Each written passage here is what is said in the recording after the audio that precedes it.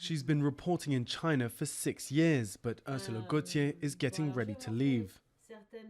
Do not apologize, just leave.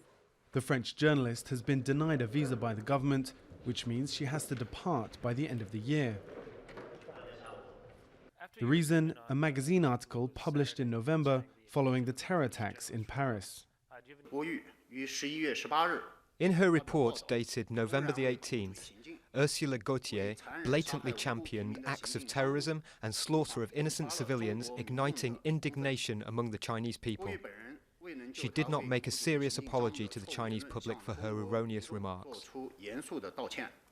An accusation Gauthier flatly denies.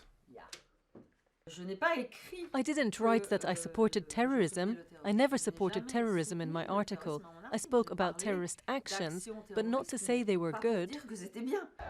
Gauthier's article said that Chinese solidarity for Paris had an ulterior motive: to gain support for Chinese policies in the western region of Xinjiang, home to China's mainly Muslim Uighur minority, and has seen multiple deadly attacks in the past few years.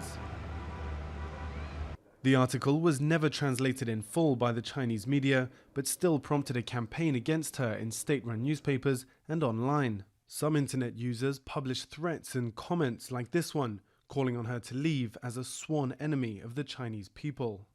But some analysts warn this case shows there's a price to pay when journalists upset the government. From Beijing's point of view, Ms. Gauthier has stepped on the red line, so this is the punishment being meted to her, and also a warning to other Beijing-based correspondents not to repeat her so-called mistake.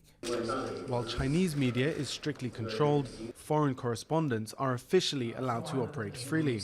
Ursula Gauthier would be the first journalist forced to leave the country since the expulsion in 2012 of a correspondent for Al Jazeera.